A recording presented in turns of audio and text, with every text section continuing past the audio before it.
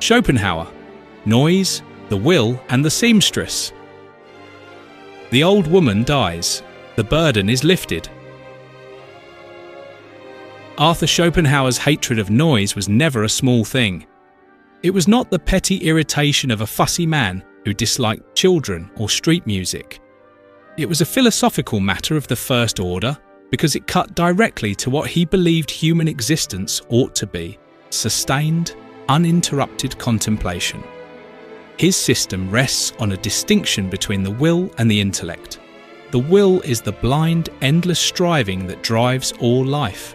It is hunger, craving, restlessness, reproduction, self-preservation. The intellect, by contrast, is the faculty of knowing, reflecting, and understanding. For most people, the will dominates completely. They live in a fog of desire, reacting to every stimulus, chasing satisfactions that never last. But for a thinker, a philosopher, an artist, a true scholar, the intellect must, at least for brief periods, subordinate the will.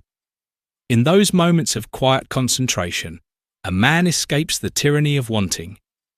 He becomes what Schopenhauer calls a pure subject of knowledge, a clear mirror of the world. Noise destroys this possibility. It is the enemy of contemplation.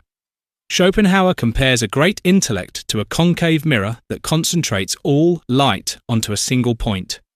Noise scatters the rays. It breaks the mirror. A single sharp crack, a whip, a slammed door, a sudden shout, does not merely interrupt a train of thought. It annihilates it. The thinker must begin again from zero, if he can begin at all. In his essay on noise, Schopenhauer identifies the worst offender. It is not thunder or cannon fire. It is the cracking of whips in narrow, echoing city streets. He describes the effect with anatomical precision. This sudden sharp crack paralyzes the brain, destroys all meditation, and murders thought. He compares it to the executioner's axe severing the head from the body. Noise, for Schopenhauer, is intellectual decapitation. The thinker's head is separated from his thoughts. And for what? So that a carter can move a load of sand or manure half an hour sooner. He sees no proportion between such trivial utility and the massive destruction of mental life it causes. Why should a fellow moving manure obtain the privilege of killing the thoughts springing up in the heads of 10,000 people? Schopenhauer anticipates an objection. Perhaps the cracking of whips is necessary to urge on horses. He dismisses this on practical grounds. Constant cracking blunts the horse's response. The animal becomes accustomed to the sound and ignores it. A slight touch with the whip would be more effective. Trained dogs and canary birds respond to the faintest indications. A small, quiet signal would suffice. Therefore, the cracking of whips is not utility. It is something purely wanton.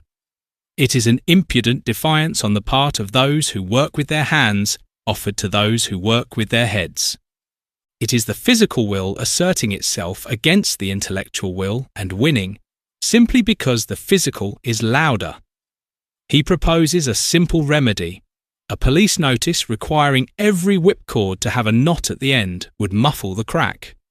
He adds, with characteristic ferocity, that a fellow who rides through a populous town unceasingly cracking a whip instantly deserves to dismount and receive several really good blows with a stick. He writes that if all the philanthropists in the world met to argue for the abolition of corporal punishment, he would not be persuaded. This is not gentle philosophy. It is the voice of a man who has been tormented for decades and has run out of patience. Schopenhauer extends his critique to entire nations. He quotes the observation that for a musical people, the Germans are among the most noisy. Why? Not because Germans are more malicious than others, but because they are more insensitive. They are not disturbed by noise in reading or thinking because they do not think. They only smoke, which is their substitute for thought. This is a harsh judgment, but it follows logically from his premises. If noise only disturbs those who are actually thinking, then a society that tolerates noise is a society that does not value thought. The general toleration of unnecessary noise, the slamming of doors, the inane drumming, the barking of dogs, is a direct proof of the dullness and poverty of thought that one meets with everywhere. To understand why Schopenhauer elevates this complaint to a philosophical principle, one must place it within his broader pessimism. The world, he argues, is fundamentally driven by a will that can never be satisfied. Desire is infinite. Fulfillment is limited. Life swings like a pendulum between pain and boredom. Pleasure is merely the cessation of pain. Noise is pain of a particular kind. It is pain inflicted not by great tragedies, but by small, relentless, everyday causes. It is not the earthquake or the battlefield. It is the neighbour's hammer, the carter's whip, the slammed door. These are the drops that wear away the stone of the thinker's mind. They are the proof that the will does not care about your thoughts. The will is noise. It is the raw, mindless, repetitive assertion of existence, and it surrounds you always.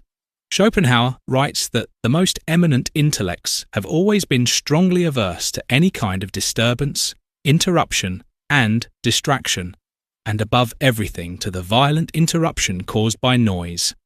This is not a luxury. It is a necessity. Without silence, there is no thought. Without thought, there is no escape from the will. Without escape, there is only the pendulum, pain, boredom, until death. It is against this philosophical background that the famous incident with Caroline Marquet must be understood. In August 1821, Schopenhauer was living in a boarding house in Berlin. He was 33 years old. His major work, The World as Will and Representation, had been published 3 years earlier, but had sold poorly and was largely ignored. He was unknown, frustrated, and living on a modest inheritance. The boarding house was not a luxurious residence. Outside Schopenhauer's apartment door, in a semi-private hallway, servant women would gather to talk. For a man who required silence for thought, this was not an inconvenience. It was an intrusion. On the day in question, 3 women were chatting loudly in the hallway. According to court records, Schopenhauer opened his door and demanded that they leave. 2 of the women complied. The third, a 47-year-old seamstress named Caroline Marquet, refused. What followed is documented in the legal proceedings that occupied the next 5 years of his life. Schopenhauer took Marquet by the waist, hauled her out of the hallway, and threw her belongings after her. When she returned to retrieve something she had left, he pushed her again. On this second occasion, he used an offensive epithet and sufficient force that Marquet fell to the ground. She cried out, alarming the entire house. She later claimed that Schopenhauer had kicked and beaten her, leaving visible marks on her body and tearing her cap. Schopenhauer admitted only to the offensive epithet and to pushing her, but not to kicking or beating. He argued that he had been defending his rights as a lodger against a disturbance. There is no mention of stairs in any of the early and reliable accounts. The story that Schopenhauer threw Marquet down a flight of stairs appears to have originated decades later. She was pushed out of a door. She fell on her arm. That was the injury. Marquet sued. She claimed that the injury to her right arm was permanent and that she could no longer work as a seamstress. Schopenhauer fought the case vigorously. In 1826, the court reached a decision. He was ordered to pay Marquet compensation, 15 thalers every quarter, 60 thalers per year, for the rest of her life. This was not a small sum. It was a continuous financial burden. Caroline Marquet survived for another 16 years. She died in 1842. Throughout that period, Schopenhauer paid grudgingly, as required by law. Upon learning of her death, he wrote a brief note in his account book. The phrase, recorded by his biographers, is in Latin, Obit Anus, Abit Onus. The old woman dies. The burden is lifted. The phrase has been noted by every subsequent biographer. It is not an expression of joy nor of remorse. It is an accounting entry. A debt has been extinguished. The calculation is cold, but it is not, in its own terms, inaccurate. Marquet was an old woman. Her death ended the payments. Schopenhauer recorded the fact. The Seamstress episode is often used to criticize Schopenhauer as a hypocrite. He preached compassion, but he pushed a poor woman. He preached denial of the will, but he acted violently to enforce his own will to silence. This criticism is not without foundation, but it misses something essential. Schopenhauer never claimed to be a saint. He never claimed to have transcended the will. On the contrary, he insisted that the will is omnipresent and that even the philosopher remains subject to it. What he could not tolerate was an interruption of thought. The hallway outside his door was not merely a hallway. It was the boundary between the world of the will and the world of contemplation. When servant women crossed that boundary with their chatter, they were not just making noise, they were violating the sanctuary. His response was disproportionate. He himself would likely have admitted that in calmer moments. But the calmer moment did not exist in August 1821. There was only the noise, and then the push. Schopenhauer's hatred of noise, culminating in the Marquet incident, is best understood as a localized expression of his larger war against the will. The will is noise. It is the endless, meaningless, repetitive striving of life. It is the cracking whip, the slamming door, the barking dog, the chatter of servants. It is everything that prevents a man from sitting quietly in a room and thinking. The thinker does not merely dislike noise, he perceives it as an existential threat. Because if he cannot think, he cannot see clearly. If he cannot see clearly, he cannot recognize the will for what it is. If he cannot recognize the will, he cannot begin to deny it. Noise, therefore, does not only disturb concentration, it blocks salvation. Caroline Marquet died in 1842. Schopenhauer was 54 years old. His fortunes were beginning to change. Late in life, he finally gained the recognition that had eluded him for decades. He died in 1860, a famous man. The phrase Obit Anus, Abit Onus, has been cited countless times as evidence of his coldness. It is cold. There is no denying that. But it is also honest. He did not pretend to mourn a woman he had injured. He did not perform grief. He recorded the fact, paid the final accounting, and moved on. In his philosophy, he wrote that death ends only the individual phenomenon, not the thing in itself. The will continues. Caroline Marquet's death did not end suffering. It only ended her suffering and his payments. The will, hungry as ever, found other vessels.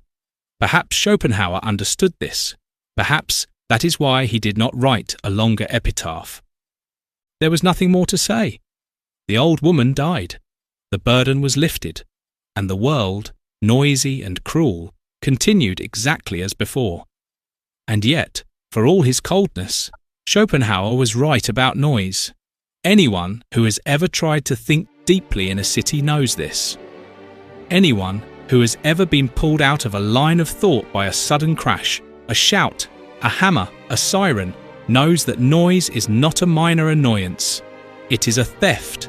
It steals the only thing that cannot be recovered.